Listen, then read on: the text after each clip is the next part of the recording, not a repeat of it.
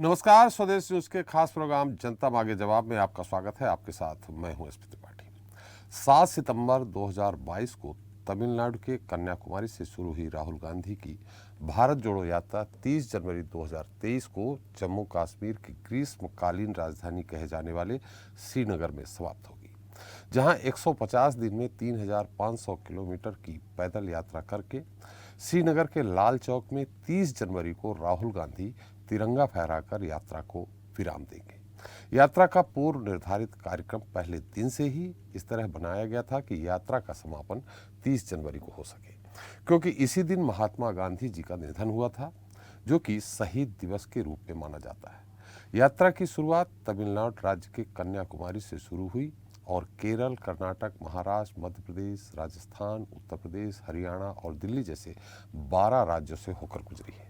हालांकि राहुल गांधी शुरुआत से ही यह कहते रहे हैं कि उनकी यात्रा राजनीतिक नहीं, बल्कि यात्रा बढ़ती महंगाई और देश में फैल रहे नफरत के वातावरण के खिलाफ है। मगर दिन गुजरने के साथ ही यात्रा ने राजनीतिक रंग लेना शुरू कर दिया। राहुल गांधी ने जहां भी सभा को संबोधित किया, सभी जगह उनके भाषण भाजपा और संघ के इर्द गिर्द ही घूमते रहे।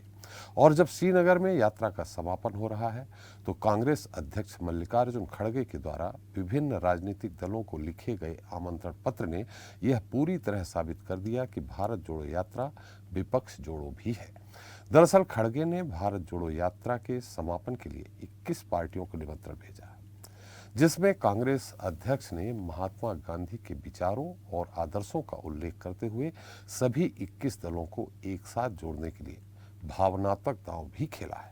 उन्होंने पत्र में उल्लेखित किया है कि यह कार्यक्रम महात्मा गांधी को समर्पित है, जिन्होंने घृणा और हिंसा की विचारधारा के खिलाफ अपने अथक संघर्ष में इसी दिन अपना जीवन खोया था।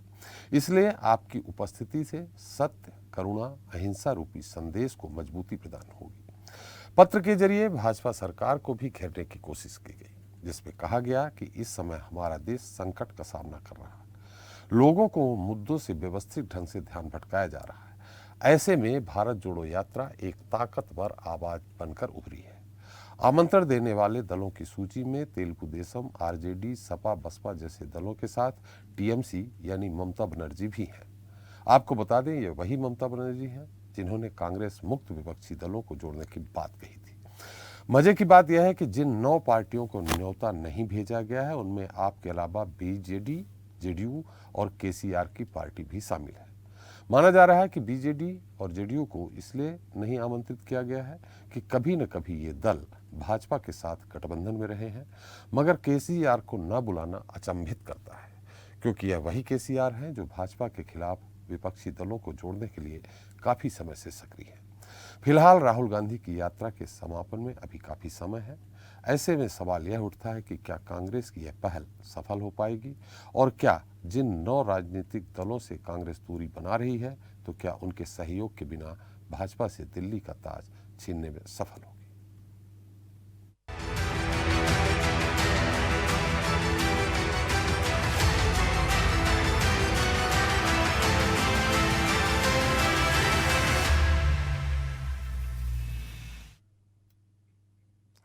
तो कांग्रेस की भारत जोड़ो यात्रा अब अपने आखिरी दौर में है। यात्रा के समापन के लिए महज एक पखवाड़ा बचा है और चर्चा इस बात को लेकर होने लगी है कि क्या राहुल गांधी के नेतृत्व में चल रही भारत जोड़ो यात्रा अपने मंजिल पर पहुंचते पहुंचते विपक्ष के संयुक्त मोर्चे के रूप में उभरने वाली है। फिलहाल राहुल गांधी की यात्रा इस समय पंजाब में चल रही है, जहां कुछ समय पहले तक उन्हीं की यानी कांग्रेस की सरकार रही। ऐसे में यात्रा को जनता का भरपूर समर्थन भी मिल रहा है, मगर इस समय यात्रा से ज्यादा कांग्रेस अध्यक्ष मल्लिकार्जुन खड़गे का वह आमंत्रण पत्र चर्चा में है, जो उन्होंने समापन के लिए विपक्षी दलों को भेजा है। अब पत्र विपक्षी दलों को कितना प्रभावित करता है और क्या वो सभी दल एकजुट हो पाएंगे, यह एक बड़ा सवाल है। फिलहाल अभी यात्रा के समापन तक काफी राजनीतिक दांव पेश देखने को मिलेंगे, यह भी साफ दिख रहा है। बहरहाल इस मुद्दे पर चर्चा करेंगे, लेकिन उसके पहले देख लेते हैं हमारी खास रिपोर्ट। 2024 में होने वाले लोकसभा चुनाव के लिए अभी 1 साल से ज्यादा का वक्त है, लेकिन इसे लेकर राजनीतिक दलों ने अभी से कमर कस ली है। भाजपा के खिलाफ विपक्षी दल एक बार फिर तीसरे मोर्चे की संभावना को तलाश रहे हैं। कभी राहुल गांधी, कभी नीतीश कुमार, कभी ममता बनर्जी, कभी केसीआर, तो कभी कोई और। तमाम मोदी विरोधी दल ने साल 2024 के लिए ताल ठोक दी है। बीते कुछ महीनों से लगातार मेल मुलाकातों का दौर चल रहा है। रणनीतियां बनाई जा रही हैं कि आखिर कैसे मोदी को सत्ता से बेदखल किया जा सके। इसी कवायद को लेकर कांग्रेस नेता राहुल गांधी भारत जोड़ो यात्रा के जरिए कांग्रेस में नई जान फूंकने में जुटे हुए हैं। तो दूसरी ओर साल 2024 में आम चुनाव से पहले कांग्रेस ने विपक्षी दलों को संदेश देने की कोशिश की है। कांग्रेस नेता राहुल गांधी भारत जोड़ो यात्रा के जरिए पार्टी में फिर से जान फूंकने की कोशिश में जुटे हुए हैं। वो दावा कर रहे हैं कि देश में बीजेपी के खिलाफ बड़े पैमाने पर अंडर करंट यानी माहौल है। राहुल ने कहा कि देश को वैकल्पिक दृष्टिकोण देने के लिए विपक्ष को एकजुट होना होगा। अब इसी कवायद को लेकर कांग्रेस की ओर से मल्लिकार्जुन खड़गे ने कांग्रेस की विचारधारा वाले 21 राजनीतिक दलों को न्योता दिया है कि वो राहुल गांधी की भारत जोड़ो यात्रा के समापन में यानी 30 जनवरी को श्रीनगर में शामिल हो। मल्लिकार्जुन खड़गे ने पत्र के जरिए जिन पार्टियों के नेताओं को बुलाया है उनसे उन्हें पॉजिटिव रेस्पॉन्स मिला है। इन पार्टियों में टीएमसी, तेलुगु देशम, सीपीएम, राष्ट्रीय जनता दल, सपा, बसपा के साथ ही अन्य पार्टियों के नेता भी शामिल हैं। लेकिन कांग्रेस ने जिन दलों के नेताओं को नहीं बुलाया है उनमें अरविंद केजरीवाल की पार्टी, आप, जेडीयू, बीजू जनता दल, केसीआर, अकाली दल, एआईएमआईएम जैसे दलों के नाम हैं। तो सवाल यही है कि आखिर क्यों कांग्रेस ने राहुल गांधी की भारत जोड़ो यात्रा में 21 दलों को तो बुलाया लेकिन 9 दलों को छोड़ दिया। कहा जाता है कि ये पार्टियां मोदी विरोधी भले ही हो लेकिन शायद कांग्रेस की विचारधारा से इत्तेफाक नहीं रखती होंगी।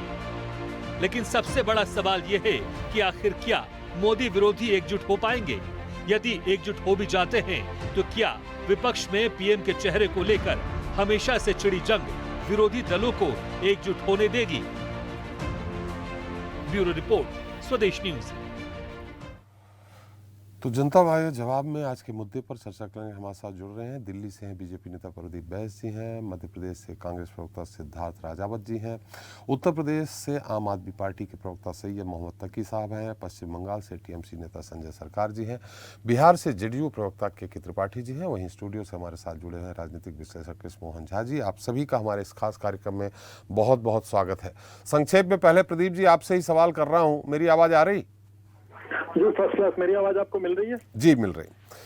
देखिए, तमाम विपक्षी दल बड़े भावनात्मक रूप से खड़गे साहब ने पत्र लिखा है और उनके पत्र के अनुसार और जो रिस्पांस आ रहा है उससे लग रहा है कि तमाम विपक्षी दल मिल जाएंगे। हालांकि उसमें 9 दलों को आमंत्रित नहीं किया है।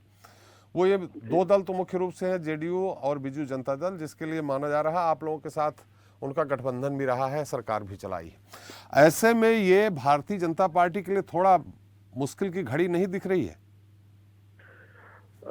नमस्कार त्रिपाठी जी। देखिए, मुश्किल की घड़ी तो मैं थोड़ा इससे सहमति व्यक्त नहीं करूंगा जी। लोकतांत्रिक व्यवस्था है, चुनाव के लिए वो भी स्वतंत्र है, चुनाव लड़ने के लिए वो स्वतंत्र हैं और हम भी अपनी तैयारी करते हैं जी। तो राहुल गांधी जी की ये जो भारत जोड़ो यात्रा थी, जब से चली थी तब से ये जोड़ने की बात हो रही थी, लेकिन मूल रूप से ये राजनीतिक यात्रा थी जी। लेकिन अच्छा है, इस यात्रा से जो बातें निकली और जो जितनी कमियां अब तक छिपी रही थी राहुल गांधी जी के बारे में, वो सब आ गई। जनता देख रही है, समझ रही है। आपको सन्यासी और तपस्वी का अंतर नहीं पता है, आप एक दूसरे के सामने उसको खड़ा करने का प्रयास करते हैं, है ना। मैं अपने इस चर्चा की शुरुआत में एक बात बताना चाहूंगा, जो कि मैं आज आपका जब शो का निमंत्रण आया तो मैंने रिसर्च कर रहा था, क्योंकि मैं जानता था ये बात निश्चित तौर पे आएगी। 1327 में श्री रंगम मंदिर में जब उलूग खान, वो आक्रमणकारी था वहां पे, 1327 में श्री रंगम मंदिर में उसने अटैक किया, हमला किया, हीरे जवाहरात, सोना चांदी लूटने के लिए, मंदिर की जो संपत्ति उसको लूटने के लिए। जब उसको कुछ नहीं मिला तो उसने एक दिन में, ध्यान रखिएगा, एक दिन में उलूग खान ने 1200 पुजारियों की हत्याएं की हैं, 1200 पुजारियों की हत्या करवाई। अब राहुल गांधी जी को बेसिक संविधान, देखिए वैसे तो बेसिक और नॉन बेसिक किसी राजनीतिक व्यक्ति के लिए मायने नहीं रखता, लेकिन संविधान कहता है कि पुजारी ही देवता का रक्षक है। किसी मंदिर में अगर प्राण प्रतिष्ठा हुई है तो लोकल गार्जियन या संविधान के समक्ष अगर कोई इस मंदिर का प्रस्तुत होता है तो वो पुजारी होता है जी। अब इन परिस्थितियों में आप तपस्वी और पुजारी को आमने सामने आप खड़ा करते हैं और आप सोचते हैं कि इस राष्ट्र की बहुसंख्यक सनातन धर्म को मानने वाली जनता आपसे प्रभावित होगी और आप अपने लक्ष्यों की प्राप्ति को प्राप्त होंगे। मुझे नहीं लगता कि ये असंभव। उनके जो परामर्शदाता है या जो उनकी टीम है उसको एक बार फिर से इस पर अध्ययन करना चाहिए।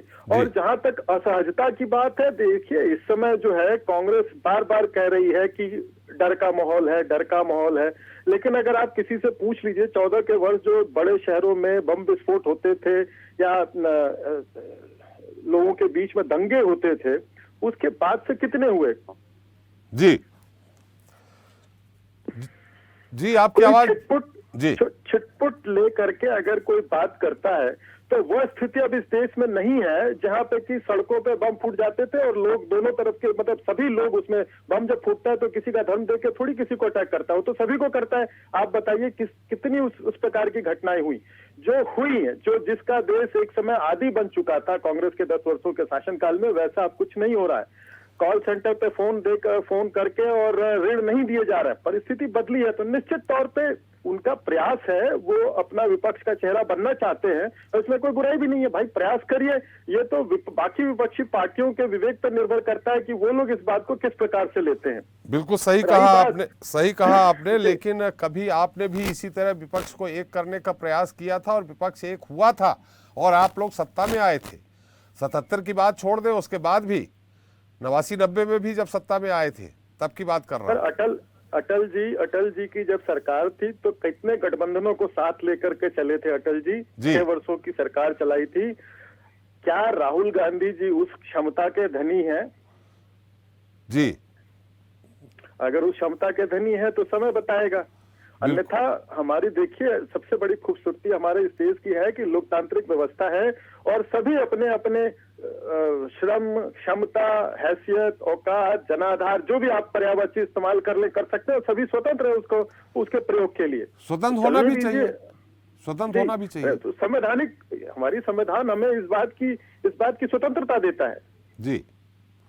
तो इसमें कोई बुराई नहीं है। राहुल गांधी जी प्रयास कर रहे हैं, करते रहे, लेकिन हम अगर ऐसा कोई कहे, मतलब ये प्रश्न उठे कि हम असहज हैं, तो नहीं, हम कार्डर बेस्ड पार्टी है। हमारा प्रत्येक कार्यकर्ता अपने दायित्वों का निर्वहन करने के लिए और जिस भी प्रकार से पुनः पार्टी को लाया जाएगा सरकार में अगले चुनाव में, उसके लिए हम 24/7 तैयार रहते हैं। हमें कोई घबराहट या कोई इस प्रकार की कोई परेशानी नहीं होती है। बिल्कुल, आपने एक बात कही, देखिए कार्डर बेस्ड पार्टी भी बंगाल में ढही है। हम आपने कहा कि प्रयास कर ले, पर मुझे नहीं लगता कि सफल होंगे या नहीं होंगे। निश्चित तौर पे जेडीयू और आपको तो निमंत्रण दिया नहीं है, लेकिन टीएमसी को जरूर निमंत्रण दिया है। हम पूछ लेते हैं सफल होंगे कि नहीं। हमारे साथ सरकार साहब हैं। सरकार साहब, मेरी आवाज़ आ रही? जी, नमस्कार सरकार साहब, हालांकि ममता बनर्जी जी ने कांग्रेस के अलावा विपक्षी दलों को एकजुट होने का समर्थन किया था, कांग्रेस मुक्त विपक्षी दल। ऐसी स्थिति में अब आपको भी खड़गे जी ने यानी टीएमसी को भी न्योता दिया है। क्या आप उनके न्योते को स्वीकार करेंगे, उनके आमंत्रण को स्वीकार करेंगे? और क्या ममता जी क्या शिरकत करेंगी 30 जनवरी को श्रीनगर में? देखिए, पहले हम कांग्रेस मुक्त इस कारण में बोले थे, एक दिल्ली में एक समझौता हो रहा था जी, हारो 10 मारो 10, मतलब जो भारतीय जनता पार्टी को 10 साल शासन चलेंगे, कांग्रेस को 10 साल सरकार चलेंगे। बाद में राहुल नींद टूटे हैं, लेकिन बहुत लेट में नींद टूटे। हम तो ये नहीं कर सकते थे कुंभकर्ण से नींद टूटे, ये नहीं कहना मेरे लिए संभव नहीं है, तो हम भी राजनीतिक व्यक्ति हैं। और सबसे बड़ी बात है, राहुल गांधी जो आंदोलन मतलब छिड़े हैं भारतीय जनता पार्टी को, जो है मतलब जैसे कंपन स्टार्ट हो गया है। मैं आपको बता रहे हैं हकीकत। और रह गया भारतीय जनता पार्टी को जो यहाँ बैठे हुए हैं, वो सनातन के बारे में बोल रहे। हम भी एक सनातनी है। सनातनी का मतलब ये है भूखा प्यासा रह जाएंगे, बेरोजगार रह जाएंगे, देश में भ्रष्टाचार का लाइन में चढ़ जाएंगे। सनातन का मतलब तो ये नहीं है। सनातन का मतलब ये ना साध्वी प्रज्ञा जैसे मतलब जो एक आतंकी एक लोकसभा का मेंबर बनेंगे, प्रदीप सिंह सेंगार जैसे रेपिस्ट एक एमएलए बन जाएंगे, ठीक है, प्रताप सारंगी ग्रामस्टैंड का हत्याकारी जैसे एक मंत्री बन जाएंगे। इसके अलावा तालिब होसेन शेख जो लास्ट अमित शाह को सब तस्वीर कश्मीर में देखा था, भयानक आतंकवादी लश्करी आतंकी है, ISI के साथ जुड़े हैं, वो अमित शाह को पीछे खड़े हुए हैं।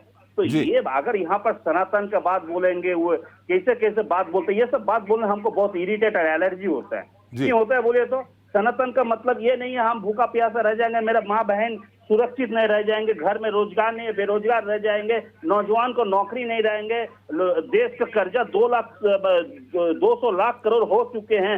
इसका मतलब ये नहीं है, ये देखना बहुत जरूरी है। सिर्फ सनातन सनातन बोल के जो मतलब जो अभी मार्केट चल रहा है ना, और मार्केट चला के जो खा रहे हैं ना, ये सही नहीं है। और दूसरे नंबर बात है, राहुल जी जो मतलब आंदोलन किए हैं, मैं उसको बहुत ही मतलब जो हम सोचता है इसको हम सही नहीं बोल के नहीं रह सकते हैं। और देखिए राहुल जी को नींद टूटे, लेकिन बहुत देर से नींद टूटे है, और ये अगर कंटिन्यू होते जाएंगे, मैं बोलता अगले वाला चुनाव भारतीय जनता पार्टी को 100 सीट मिलना बहुत मुश्किल है। और टीएमसी हमेशा भारत मतलब जो RSS मुक्त और बीजेपी मुक्त भारत चाहते हैं।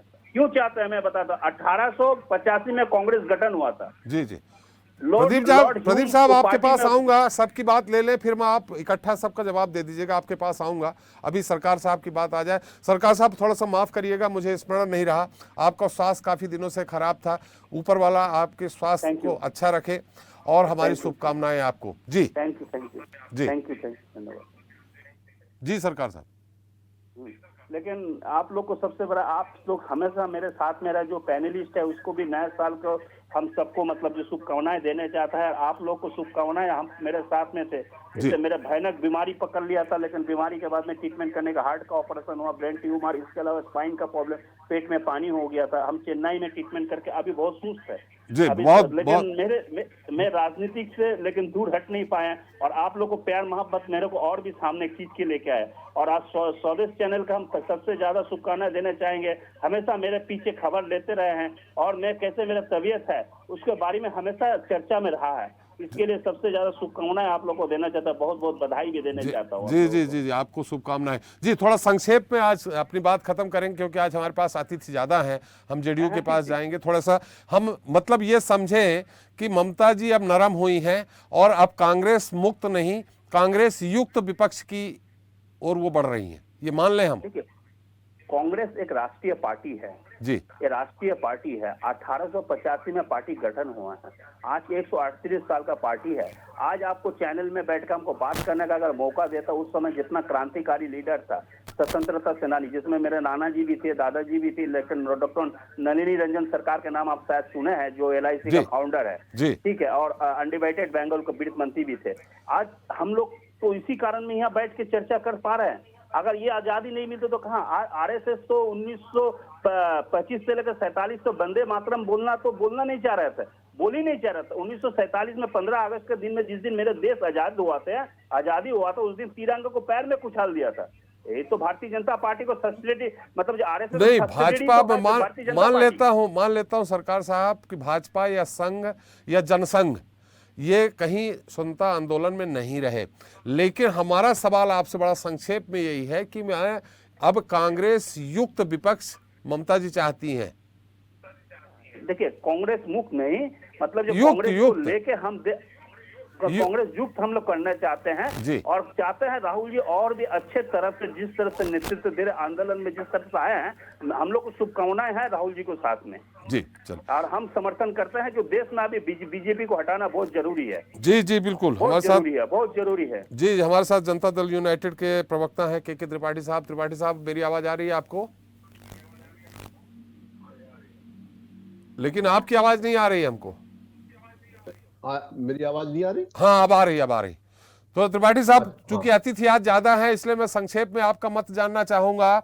निश्चित तौर पे JDUE यानी नीतीश कुमार जी विपक्ष को एक करने के लिए वो प्रयासरत हैं, KCR साहब प्रयासरत हैं, लेकिन कांग्रेस ने आपको बुलौआ नहीं दिया। ऐसे में भाजपा से कैसे लड़ेंगे आप?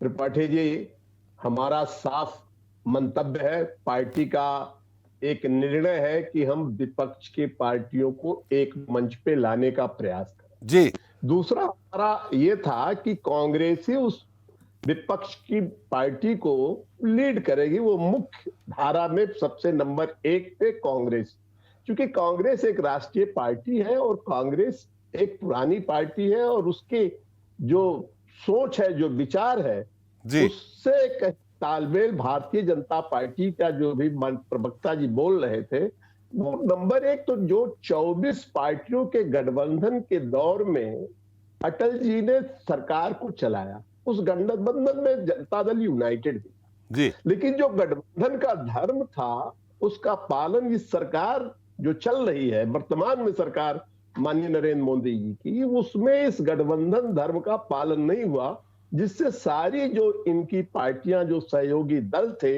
वो जो पुराने सहयोगी दल थे, सब लोगों ने साथ छोड़ के चले। एक हमने 1967 में एक प्रयोग हिंदुस्तान में हुआ है, उत्तर प्रदेश में खासकर मैं बताना चाहता हूं। त्रिपाठी साहब थोड़ा ये जानना चाहेंगे कौन से सहयोगी दल इनको छोड़ के चले गए आपके अलावा? अरे भाई, हमारे अलावा आपका शिवसेना है, अकाली दल है, शिवसेना वापस आ गए, इन्हीं के साथ सरकार बना रहे हैं, जिसमें 39 सांसद विधायक एक साथ गए हों, तो उसको आप शिवसेना, दूसरी शिवसेना कैसे कह सकते हैं?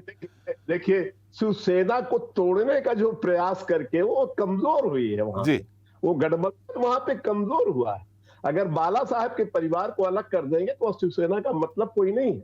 वही काम हमारे साथ भी बिहार में होना था, जिससे माननीय नीतीश कुमार ने अपने पार्टी को गठबंधन से अलग कर दिया जी, और उसका कारण यही है, और उस पक्ष में हम लोग लगे हैं, क्योंकि जो इनका वादा था, बेरोजगारी खत्म करना, किसानों की आय को दुगना करना, काला धन को वापस लाना, सभी मुद्दों पे ये फेल रहे हैं। नहीं, ये तो फेल रहे हैं, लेकिन विपक्ष एक हो पाए ये गड़बड़ हो रहा है।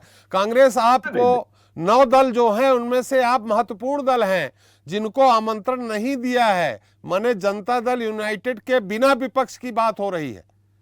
देखिए त्रिपाठी जी, हम लोग बिल्कुल इस मामले में तैयार खड़े हैं कि हम विपक्ष की एकता करने के लिए माननीय नीतीश कुमार फरवरी में पूरे देश की दौड़ा करेंगे और वो एक मंच लाने का काम करेंगे और भाजपा मुक्त करने का सवाल हम उठा रहे हैं। भाजपा मुक्त करेंगे देश, भारतीय जनता पार्टी को सत्ता से बाहर करने का प्रयास नीतीश कुमार जी करेंगे, ये हमारा फैसला है और उस फैसले में कांग्रेस को भी सम्मिलित करेंगे। ऐसा भी, चूंकि वो लीड जो है वो कांग्रेस ही करेगी, क्योंकि कांग्रेस जब तक नहीं रहेगी तब तक कोई विपक्ष। तो ये कैसे संभव है त्रिपाठी साहब कि आप बोल रहे हैं हम आपके मित्र हैं, हम बोल रहे हैं हम आपके मित्र नहीं दुश्मन हैं, फिर कैसे आप हमें मित्र बनाएंगे? जहां हमारा सवाल है किसी बड़े मकसद के लिए, देश को बचाने का मकसद जहां पे है, वहां हम सब एक जी। हमें बुलाए ना बुलाए, लेकिन जो यात्रा किया है राहुल जी ने, उस यात्रा की तारीफ होनी चाहिए। जब भी हिंदुस्तान में किसी नेता ने इस तरीके की यात्रा की है तो उसका यात्रा का लाभ जनता जनार्दन ने उसको दिया है जी। और ये मैं आपके इस चैनल के माध्यम से कहना चाहता हूं कि विपक्षी एकता में जनता दल यूनाइटेड की अहम भूमिका होगी और उस पे कांग्रेस उसको लीड करेगी। बिल्कुल, यही तो हम जान रहे हैं, इसलिए मुझे आश्चर्य है कि बीजू जनता दल और आपके बिना ये विपक्ष कैसे। वहां उड़ीसा में उनका एक छत्र है, आप सम्मिलित रहते थे तो बीजेपी 54 में से सारी सीटें जीत लेती थी, लगभग एक तरह 80%, 2/3 सीटें जीती थी, लेकिन आपके बिना कैसे होगा? हमारे साथ आप प्रवक्ता, आपने कहा सब विपक्षी दल एक होंगे। सैयद साहब हमारे साथ हैं। सैयद साहब, मेरी आवाज आ रही है आपको? जी आ रही है, आपको आ रही है? जी, उम्मीद थी कि कांग्रेस आपको आमंत्रण नहीं देगी, क्योंकि आप एक को नागनाथ तो दूसरे को सांपनाथ समझते हैं। ऐसी स्थिति में अब बाकी 21 दल अगर पहुंचते हैं, और आपने सुनी लिया त्रिपाठी साहब को, जनता दल यूनाइटेड, भाई आप मान न मान मैं तेरा मेहमान, अगर नहीं भी बुलाओगे तो भाजपा को हराने के लिए हम कांग्रेस का साथ देंगे। अब आपका क्या रुख रहेगा? यहाँ अकेले आप पूरे देश में सरकार बना लेंगे या विपक्ष के साथ रहेंगे? देखिए, बगावत हो, इबादत हो, अदावत हो कि उल्फत हो जी, वही बोलो जो खामोशी से ज्यादा खूबसूरत हो जी। आम आदमी पार्टी हमेशा धर्मनिरपेक्ष ताकतों के साथ रही है, लोकतंत्र के साथ रही है और हमेशा आम आदमी पार्टी ने बाबा भीमराव अम्बेडकर के संविधान को बचाने की लगातार कोशिश की है जी। आम आदमी पार्टी, जाहिर सी बात है कि अभी जो राज्यों में चुनाव होने वाला है वहां भी आम आदमी पार्टी अपने अकेले दम पे चुनाव लड़ेगी, मध्य प्रदेश में भी, राजस्थान में भी, छत्तीसगढ़ में भी, झारखंड में भी। हम लोकसभा की बात कर रहे थे कि साहब, तो भाई राज्यों से हो गई लोकसभा का रास्ता जाता है जी। हम अलग से राज्यों में चुनाव लड़े और लोकसभा में चुनाव लड़ेंगे? नहीं, तो अभी तो हम यही मान रहे हैं कि राज्यों में गठबंधन आप नहीं करेंगे, अकेले लड़ेंगे, लेकिन लोकसभा का जब चुनाव होगा तो करेंगे। लोकसभा में भी आम आदमी पार्टी, जो कि आम आदमी पार्टी बहुत से राज्यों में चुनाव लड़ चुकी है और एक नहीं 2 बार चुनाव लड़ चुकी है, तो आम आदमी पार्टी के कार्यकर्ता, आम आदमी पार्टी का कैडर बहुत से राज्यों में तैयार है। आम आदमी पार्टी सभी हिंदी स्पीकिंग राज्यों में, जहाँ हिंदी बोली जाती है, जो मेन बड़े राज्य, उसमें MP का चुनाव अकेले अपने दम पे लड़ेगी और वहां पे जनता को एक विपक्ष देगी, कांग्रेस और बीजेपी के अलावा। जी, उसके बाद जो परिणाम आएगा, जो उसके बाद जो आम आदमी पार्टी देखेगी, चिंता करेगी, और हम बीजेपी को रोकने का प्रयास बिल्कुल करेंगे। हम चाहेंगे लोकसभा में लोकतांत्रिक ताकतें आए, ऐसी ताकतें तो बाबा भीमराव अम्बेडकर के संविधान का सम्मान करती हों और जो ताकत का गलत दुरुपयोग ना करें। कांग्रेस ने जो यात्रा निकाली है, उस यात्रा के लेके हमने कभी कोई नकारात्मक बात नहीं कही, लेकिन हमें ये कहते रहते हैं कि अगर कोई भी यात्रा निकल रही है, उससे जनता को क्या फायदा हो रहा है, कोई भी हम कार्य कर रहे हैं उससे जनता को क्या फायदा हो रहा है, ये सबसे महत्वपूर्ण है। कि जो कुछ भी किया जा रहा है, जो भी कवायद हो रही है, वो जनता के लिए हो रही, किसी राजनीतिक पार्टी के लिए नहीं, किसी विशेष दल के लिए नहीं। और जो राजनीतिक पार्टी, भारतीय जनता पार्टी, सिर्फ आंकड़ों की राजनीति समझती है, जो सरकार में बने रहने के लिए किसी भी हद तक जा सकती है, चुनाव हारने के बाद भी कहती है चुनाव जीतेगी, सरकार बनाएगी, राज्यपाल को का दुरुपयोग करती है ताकत के पीछे से, तो उस पार्टी के लिए आंकड़े बहुत जरूरी है और चुनाव लड़ना बहुत जरूरी है। कांग्रेस नहीं, बीजेपी को मैं मान लिया कि खराब दल है, खराब सरकार चला रही, हम तो अभी आप लोगों के इकट्ठा होने की बात कर रहे हैं।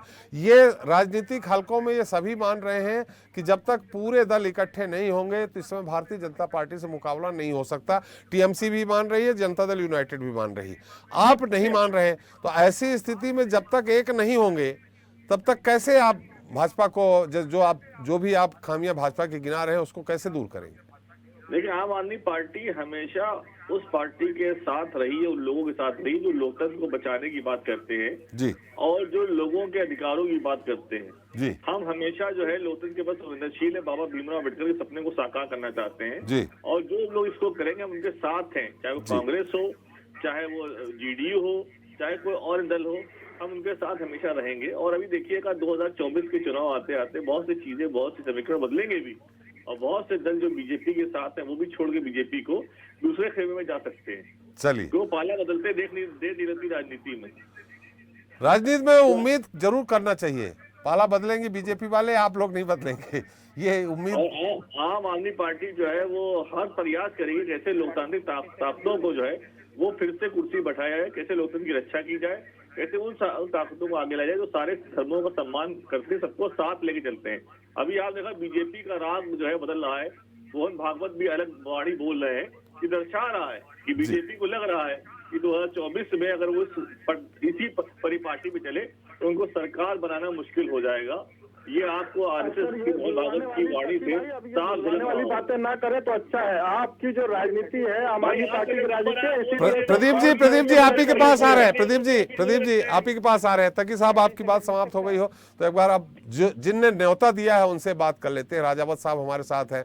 राजा साहब, विपक्ष की बात करते हैं एक करने के लिए, आप इतने 3 बाकी तो ठीक है छोड़ दीजिए, ओवैसी जी को छोड़ दीजिए, लेकिन बीजू जनता दल यूनाइटेड, JDS देवगौड़ा जी की पार्टी और आप, चलिए आपको भी अलग कर देते हैं, इन 3 दलों को आप निमंत्रण न दे करके उन राज्यों में कैसे सफलता प्राप्त कर सकते हैं जहां बीजू जनता दल, उड़ीसा में सबके सब हैं, वो जनता दल यूनाइटेड की सरकार चल रही है, इनको क्यों आमंत्रण नहीं दिया आपने? क्या ये भय था कि कहीं KCR साहब को भी नहीं दिया, KCR साहब या नीतीश कुमार कहीं ऐसा ना हो विपक्षी दल के नेता बन जाएं? राजावत साहब, राजावत जी मेरी आवाज आ रही है आपको? आपको आवाज आ रही है? हाँ अब आ रही है। मेरा सवाल सुना आपने? हाँ सुन लिया मैंने जी। सर्वप्रथम तो मैं आपके माध्यम से शरद यादव जी को सत नमन करके श्रद्धांजलि देना चाहता हूँ जी। और मैं आज लुधियाना के अंदर हमारा विराम यात्रा का, मैं भारत जोड़ो यात्रा में निरंतर चल रहा हूँ, तो आज यहाँ पे लोहड़ी मनाई जा रही है और कल मकर संक्रांति का पर्व है, तो सबको मेरी तरफ से हार्दिक शुभकामनाएं जी। अभी जैसा कि बैस साहब बोल रहे थे, इसमें सर्वप्रथम उनका जवाब का थोड़ा सा कुछ, वो जो सवाल कर रहे थे, जो सवाल मेरे सवाल का उत्तर पहले दे दीजिए, उनके सवाल का बाद में कि सारे विपक्षी दल की बात कर रहे हैं, आपने आमंत्रण ही नहीं भेजा इतने 3-4 बड़े दलों को। नहीं देखिए, मैं आपका भी जवाब देता हूं और वैसे साहब का भी देता हूं। देखिए, निमंत्रण बाकायदा हमारे जो राष्ट्रीय अध्यक्ष हैं खड़गे साहब ने, उसमें सबका जो भी उसमें डिसाइड किया गया है, जिन जिन को बैठ के CWC की टीम ने बैठ के डिसाइड किया है, उनको निमंत्रण दिया गया है। अब हमारे पूर्व में जो पास्ट निकला है, पास्ट में किसका क्या व्यवहार हमारे साथ में रहा है, उसको भी देखा गया है। और ये बात भी देखा है कि आने वाले समय में कांग्रेस पार्टी किस प्रकार से हम राष्ट्रीय लेवल पे अपना नेतृत्व करेंगे, किस प्रकार से हमको मजबूत सारे जो हमारे विपक्ष, जितने भी विपक्ष के लोग हैं, उनके साथ मिलकर किस प्रकार से हमको भारतीय जनता पार्टी का सामना करना है। ऐसे कई मुद्दे हैं और अभी 30 तारीख खत्म नहीं हुई है। आने वाले समय में अलायंस जो भी हमारे पुराने रहे हैं, उनसे भी गठबंधन की बात चल रही है और बाकायदा अभी भी अंदर मीटिंगें चल रही हैं। हो सकता है 1-2 दिन में और भी कई लोगों को नौता जाए। ये एक बात तो मेरी, आपने जो पूछा मैंने बोल दिया। नहीं, हमारा सवाल, कहीं आप नीतीश जी से डर तो नहीं रहे कि कभी भी ये पलट जाएंगे? नहीं। देखिए, डर का सवाल ही नहीं उठता। अभी सरकार साहब ने बहुत अच्छी बात बोली, अभी त्रिपाठी जी ने बहुत अच्छी बात बोली कि हमारा एक ही उद्देश्य है, बेरोजगारी, महंगाई, अत्याचार, अपराध, इसके खिलाफ होके हम सब लोग एकजुट होना चाहते हैं। भले ही उसके लिए हमको आगे चल के, अभी त्रिपाठी जी ने बोला, नीतीश कुमार जी उसमें पूरे हिंदुस्तान में घूम के जितनी विपक्षी पार्टियां उनसे मुलाकात करेंगे। तो अभी ये मेल मुलाकात का दौर अभी शुरू हुआ है। आप तो अपनाइए उन्हें। नहीं, मेल मुलाकात का दौर शुरू हुआ है और इसको इतनी जल्दी हम अभी आप लोग कोई डिसीजन ना लीजिए जी। हो सकता है भी इसमें बहुत बड़े बड़े परिवर्तन आएंगे और व्यापक रूप से काफी परिवर्तन आएंगे और पूरा विपक्ष एकजुट होगा। आप इस बात को मान के चलिएगा। और कांग्रेस पार्टी अभी, हाँ, जैसे बैस साहब अभी बोल रहे थे, राहुल जी की बात कर रहे थे कि राहुल जी यात्रा कर रहे हैं, इस यात्रा से कोई फर्क नहीं पड़ता और इस यात्रा का कोई उद्देश्य नहीं है। तो मैं सर्वप्रथम बता दूं कि 30 किलोमीटर प्रतिदिन भारतीय जनता पार्टी का कोई भी नेता चलकर दिखाए और एकता और अखंडता की बात करे। और 30 तारीख की बात करते हैं, भारतीय जनता पार्टी पहले उस इंसान को याद कर ले कि आजाद भारत में 1947 में पहला आतंकवादी नाथूराम गोडसे हुआ था, जिन्होंने गांधी जी की हत्या की थी। और उसी तारीख को जाके हम लाल चौक पे झंडा फहराएंगे। और आपने भी देखा है और हमने भी देखा है कि किस प्रकार से कांग्रेस पार्टी को रोकने के लिए दिल्ली में किस प्रकार से कोरोना लेके आया गया, आज वो कोरोना गायब हो गया। तो भारतीय जनता पार्टी की कथनी और करनी में बहुत फर्क है। आप तो विपक्ष की बात करिए, भाजपा को हराने के लिए तो आप लोग सब इकट्ठे हो रहे हैं, इसलिए मैं पूछ रहा हूं कि पूरे दल को इकट्ठा नहीं करेंगे तो कैसे होगा?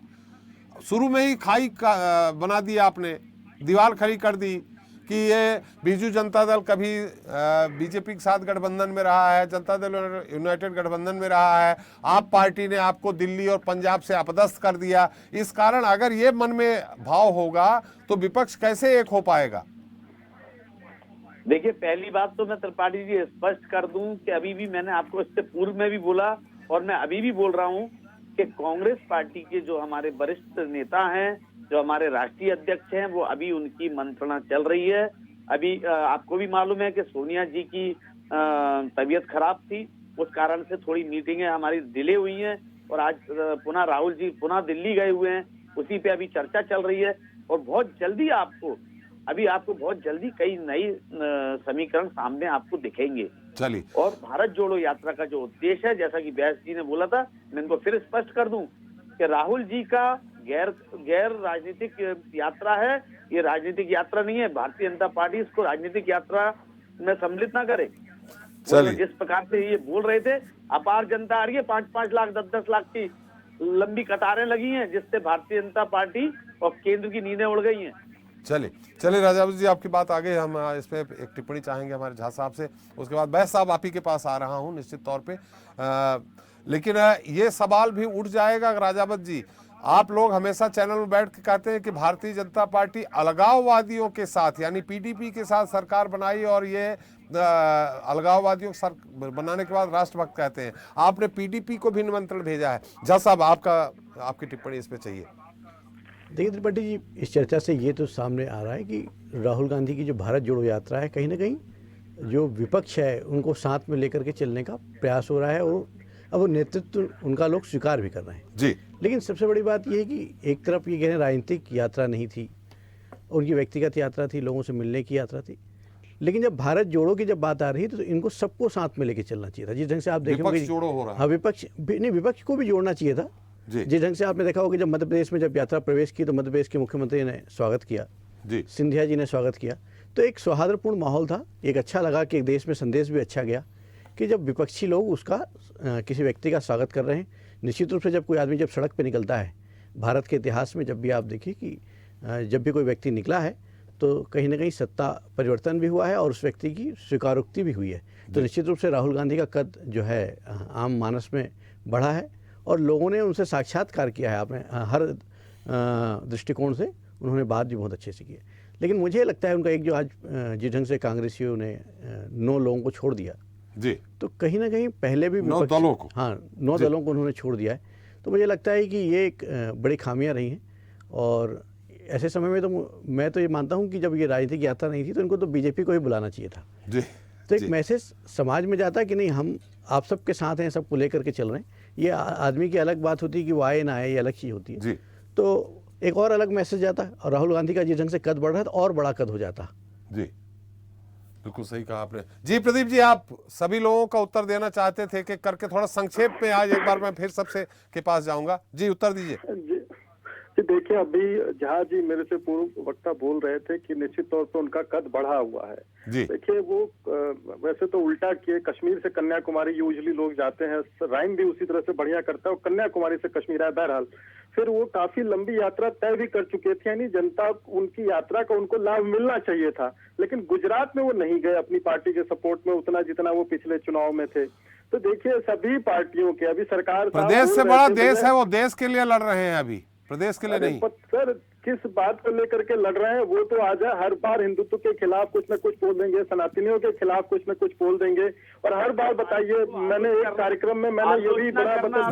राजावत जी हम आपके पास फिर आ जाएंगे, मौका देंगे, उनकी बात आ जाने दीजिए। देखिए, उत्तर भारत में कड़ाके की सर्दी है त्रिवेदी जी, त्रिपाठी जी यहाँ पे, और उसमें क्या है कि आप जो है या तो आप हाथ से करना चाहते हैं या किस प्रकार से आप क्या करना चाहते हैं। आज कंटेंट कई प्लेटफॉर्म्स पे चलता है, अखबार एक शाम तक रद्दी हो जाता है, आप लोगों का जो कंटेंट है वो 24/7 रेसोनेट करता रहता है।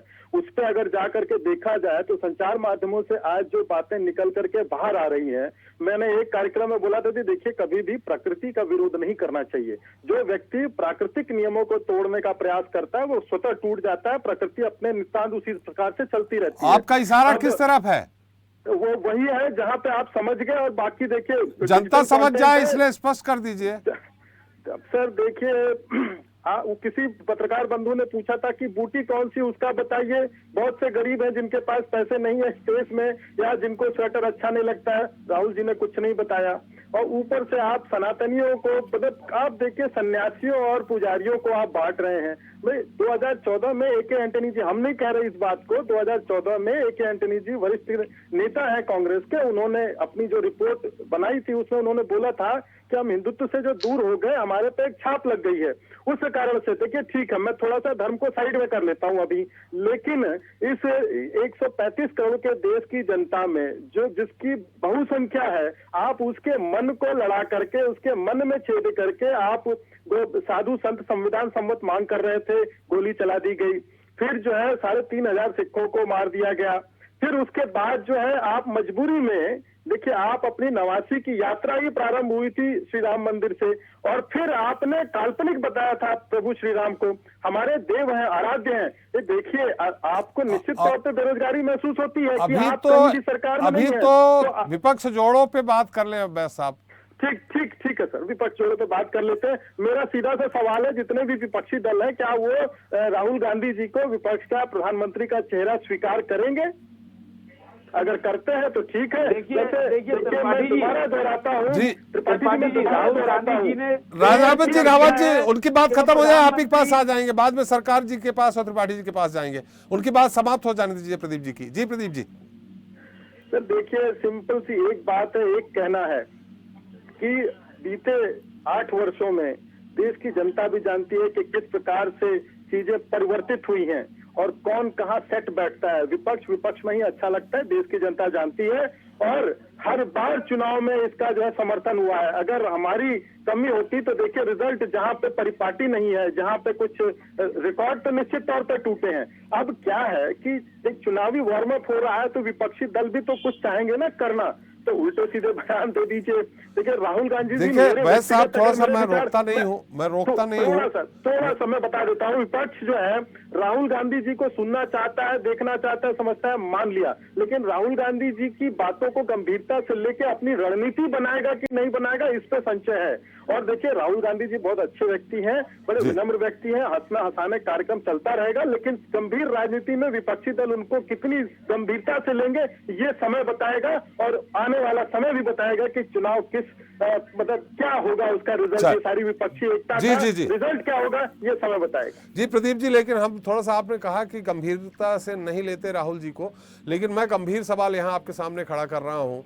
देखिए 4-5 महीने पहले आपने चुनाव करा लिया 2004 में इंडिया साइनिंग के नारे के दम पे, प्रमोद महाजन जी के कहने पे, और आपकी क्या स्थिति हुई, 2 बार यूपीए 1 बन गई, यूपीए 2 बन गई। तो इस हर चीज को, राजनीति में हर बात को गंभीरता से लेना चाहिए, ये हमारी सलाह है। त्रिपाठी जी सही है, आपने जो बात कही स्वीकार्य है, लेकिन परिस्थितियां बदलती हैं। उस समय संचार माध्यमों की कितनी लिमिटेशन और कितनी पॉसिबिलिटी थी, इस पे भी विचार करिए। 2004 और 2008, 2008 से 2012 और 12 से अब 2023, चीजें बहुत ज्यादा बदल चुकी हैं। मतलब सोशल मीडिया के दम पे आपने सब कुछ कर लिया। सर हम तो कहीं नहीं ना, सोशल मीडिया आज ट्रांसपेरेंसी है। आप बताइए, आप सर काफी सीनियर पत्रकार हैं देश के, और आप बताइए उसमें क्या कितनी ट्रांसपेरेंसी थी तब और अब में, जनता सब जानती है। प्रदीप जी रोकेंगे हम, और अपने भविष्य के लिए जनता सही निर्णय लेती है। चलिए जी, राजावत जी आप कुछ कहना चाह रहे थे, फिर मैं सरकार साहब के त्रिपाठी जी के पास जाऊंगा। जी त्रिपाठी जी, सबसे बड़ा भारतीय जनता पार्टी, आरएसएस और हिंदू महासभा और शिवसेना को गांधी परिवार से डर क्या है, उसके पीछे भी कुछ तथ्यात्मक कारण है। जवाहरलाल नेहरू 9 साल 7 महीने जेल में, गांधी जी को 3 गोली मारी गई, इंदिरा जी को 30 गोली मारी गई। सर वो जेल कहाँ थी, वो तो पिकनिक। आप शांत रहिए, आपके बीच में नहीं बोला हूँ, आप शांत रहिए। जी राजावत जी थोड़ा सा। राजीव गांधी जी को बम से उड़ाया गया है, 3 शहादतें गांधी परिवार ने दी हैं। संघ के पास सिर्फ झूठ, मक्कार और गद्दारी और मुखबरी के सिवा कुछ नहीं है, एक भी क्रांतिकारी इनका नहीं है। राजावत जी भाषा में संयम कर रखिए। राजावत जी भाषा में संयम। प्रदीप जी मैं चुप करा रहा हूँ। प्रदीप जी, राजावत जी भाषा में संयम रखिए। तो ये बीच में क्यों बोल रहे हैं? मैं इनके बीच में नहीं बोला। चलिए भाषा में संयम रखिए थोड़ा सा। तो ये बीच में नहीं बोले हैं। जी आप बोलिए। देखिए 1937 में पहली बार मुस्लिम लीग के संग मिलकर सरकार बनाई। अंग्रेजों ने 1905 में मुस्लिम लीग बनाई, 1906 में, और 1916 में। देखिए राजावत जी, इतिहास मत बताइए, आज तो विपक्ष के जोड़ने वाला मुद्दा है। मैं वही कि बता रहा हूं। आप इन 9 को छोड़ करके कैसे जोड़ेंगे? मैं आपको वही बता रहा हूँ कि जो अंग्रेज इनको 2 नेशन थ्योरी और ये 2 पार्टी बना के गए थे, जिन्होंने पूरे देश को खंडित किया है, जिन्होंने 55 साल तक हमारे राष्ट्रीय ध्वज को नहीं लहराया। यस, बीजेपी की बुराइयां आपने, हम तो आपकी विपक्ष की एकता की अच्छाइयां गिनाई, आप विपक्ष की बीजेपी की बुराइयां मत गिनाइए। मैं आपको वही बोल रहा हूँ, जैसा कि अभी बैस साहब बोल रहे थे, आप लोग बोल रहे थे, और हमारे विश्लेषक जी बोल रहे थे कि प्रधानमंत्री जी को अमित शाह जी को क्यों नहीं बुलाया। तो मैं स्पष्ट कर दूं कि लाल किले की प्राचीर से राहुल गांधी जी ने स्पष्ट कहा था कि मैं एकता के संदेश के लिए निकला हूं, मैं नफरत के बाजार में एकता के फूल लेके निकला हूं। और मैं यहाँ से इस मंच से बोल रहा हूँ कि आइए नरेंद्र मोदी जी, आप भी मेरे संग इस यात्रा में चलिए। तो उनको भरे मंच से और लाल किले से उनको वहां से आह्वान किया गया था। नहीं, ये तो ऐसे आह्वान करना देखिए अलग बात है, आमंत्रण भेजना अलग बात है। आपने हमारे तकी साहब बैठे हैं, उनको आमंत्रण नहीं भेजा। वो उनकी 2 राज्यों में सरकार है, सब जगह चुनाव लड़ने की बात कर रहे हैं। तो हम चलिए मोदी जी को नहीं भेजा या जेपी नड्डा जी को नहीं भेजा, केजरीवाल जी को तो भेजते आप, अगर एकता की बात कर रहे हैं। आप अभी मेरे आदरणीय आम आदमी पार्टी के प्रवक्ता जी अभी बहुत बड़ी बड़ी बातें कर रहे थे, मैं उनकी बात से कहीं से सहमत हूँ, कहीं से असहमत हूँ। आप देखिए ये भारतीय जनता पार्टी की बी टीम के रूप में काम कर रही है। ये अभी बोल रहे थे कि हम सिर्फ हिंदू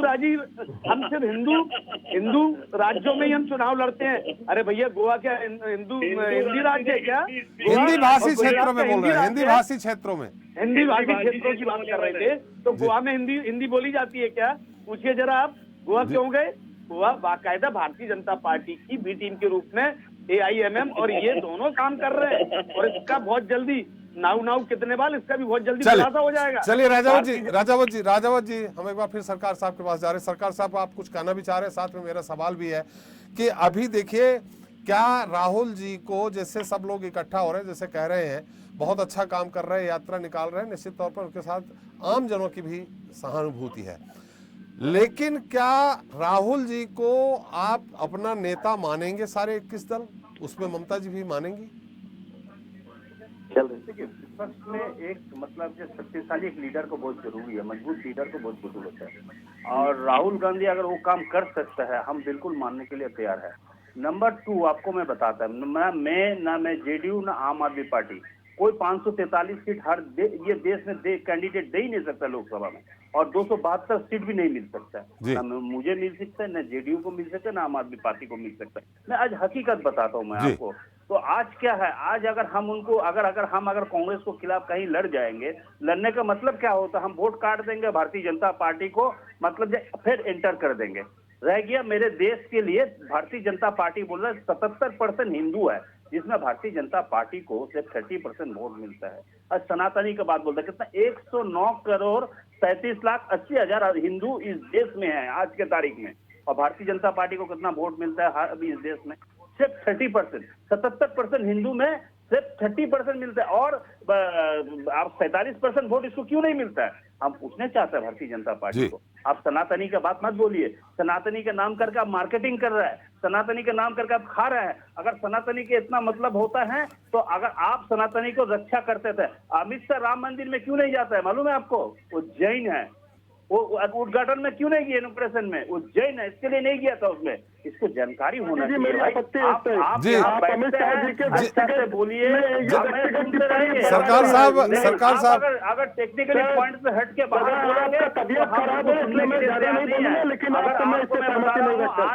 आज आप EVM हैक कर लिए है, आप स्पेक्ट्रम हैक कर लिए है, आज आपको सुप्रीम कोर्ट आपको अंदर में है, सरकार साहब आपकी बात एजेंसी है जी, हर एजेंसी है, मैं आपको बता रहे हैं। आप अमित शाह जी को इस प्रकार से नहीं कह सकते, आप आदरणीय अमित शाह जी को इस तरह से नहीं कह सकते। आपकी तबीयत खराब है, आपने बताया, मैं कुछ नहीं कहूँगा, अन्यथा आपको अपने शब्द वापस। चलिए सरकार साहब त्रिपाठी जी के पास जा रहा हूँ। कैश मिला है, चलिए आपकी बात आ गई, वो कैश मिला अभी क्यों नहीं, अभी विपक्ष की एकता की बात हो रही।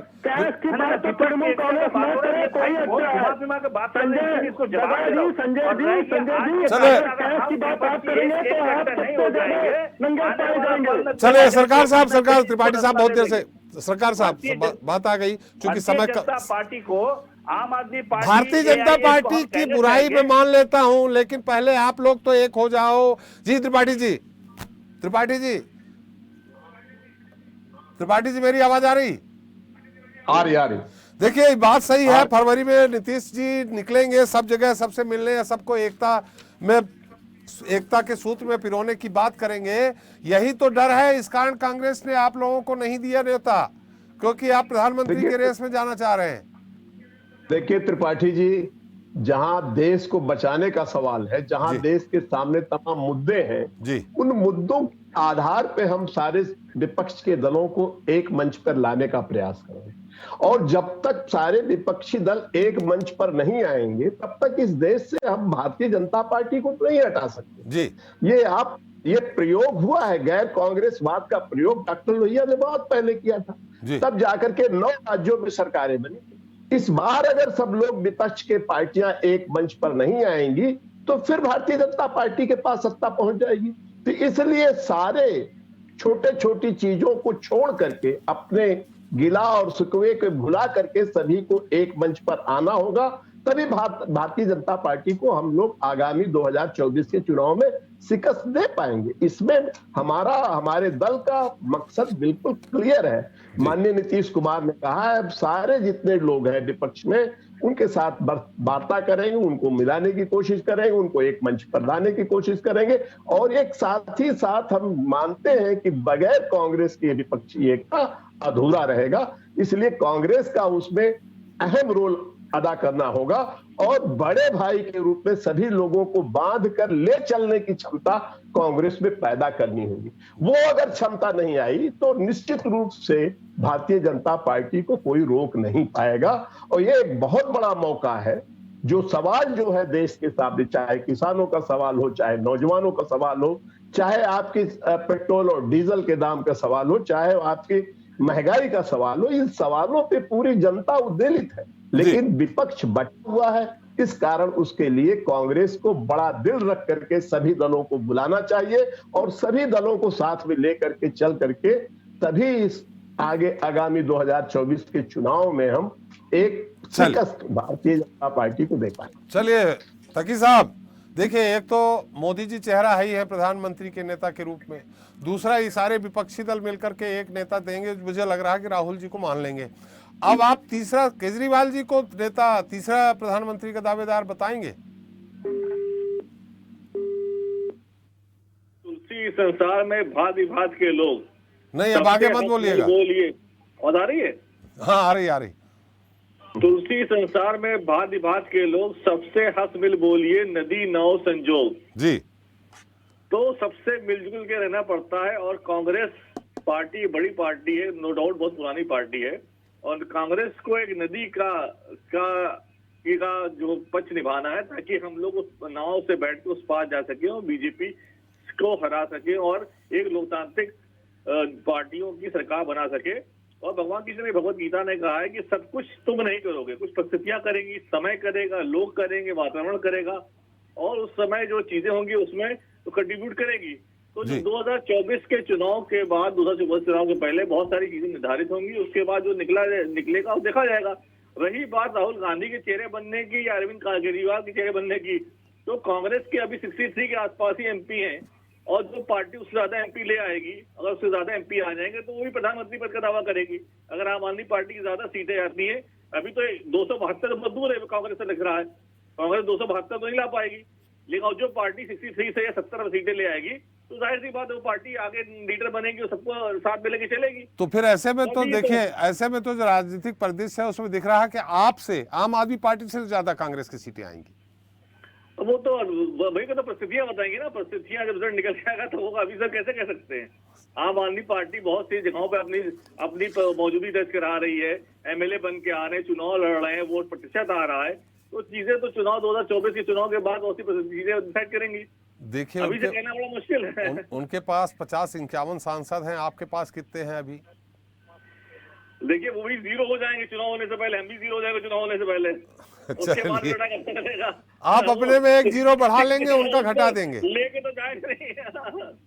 तो हम इस पक्ष में हैं कि बीजेपी से देश को छुटकारा चाहिए, एक ऐसी सरकार बननी चाहिए जो लोकतांत्रिक व्यवस्था में बिलीव करती हो और जो सबको एक साथ लेके चल सकती है। लेकिन उसको लीड कौन करेगा? राहुल गांधी करेंगे या अरविंद केजरीवाल करेंगे?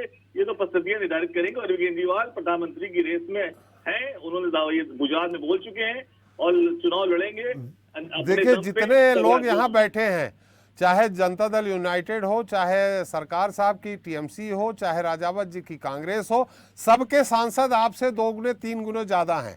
इसलिए अभी फिलहाल केजरीवाल जी को चेहरा आप बनाइए, लड़िए, इसमें कोई नहीं, हमारी शुभकामनाएं हैं आपके साथ। केजरीवाल के मॉडल की चर्चा हो रही है, चाहे वो तमिलनाडु हो, चाहे वो पश्चिम बंगाल हो, चाहे वो कोई और सरकार हो, साउथ में सब जगह आम आदमी पार्टी के केरल में भी अरविंद केजरीवाल की लीडरशिप की चर्चा हो रही है, बात हो रही है, और सब लोगों गंभीरतापूर्वक ले रहे हैं। आपके आत्मविश्वास को मैं सैल्यूट करता हूं, इसमें कोई दो राय नहीं है। झा साहब, चलते चलते आपकी संक्षिप्त टिप्पणी इस पूरे मुद्दे पे। देखिए, एक बहुत अच्छा अवसर था जिसमें जो विपक्षी एकता देखने को मिलती और जो भारत जोड़ो यात्रा का जो समापन है उसमें सब एक साथ होते तो निश्चित रूप से एक देश में एक अच्छा मैसेज जाता। और त्रिपाठी जी ने क्लियर कहा कि अभी विपक्ष बटा हुआ है और उसका कहीं ना कहीं लाभ भाजपा को मिल रहा है, और जब तक कि विपक्ष एकजुट नहीं होगा तब तक भाजपा को हराना इतना सरल नहीं होगा, जो कि मोदी जैसा सशक्त नेतृत्व उनके पास है जी। और उनकी स्वीकारोक्ति पूरे देश के साथ है।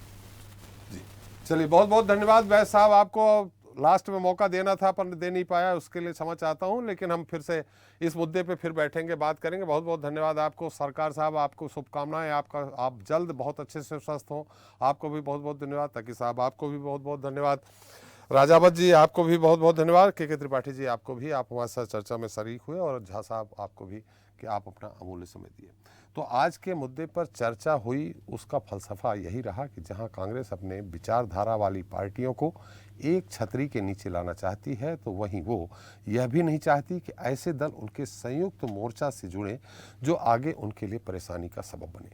कम से कम नीतीश कुमार और केसीआर को न्योता न देकर यही संदेश दिया गया है, क्योंकि मौजूदा राजनीतिक समीकरणों में दोनों ही नेता नीतीश कुमार और केसीआर संयुक्त विपक्षी दल का सर्वमान्य नेता बनने की दौड़ में शामिल है। बहरहाल आगे देखने वाली बात यह होगी कि क्या कांग्रेस की यह कोशिश कामयाब होगी, या फिर वही ढाक के 3 पात वाली कहावत चरितार्थ होगी। जनता मांगे जवाब में इतना ही। नमस्कार।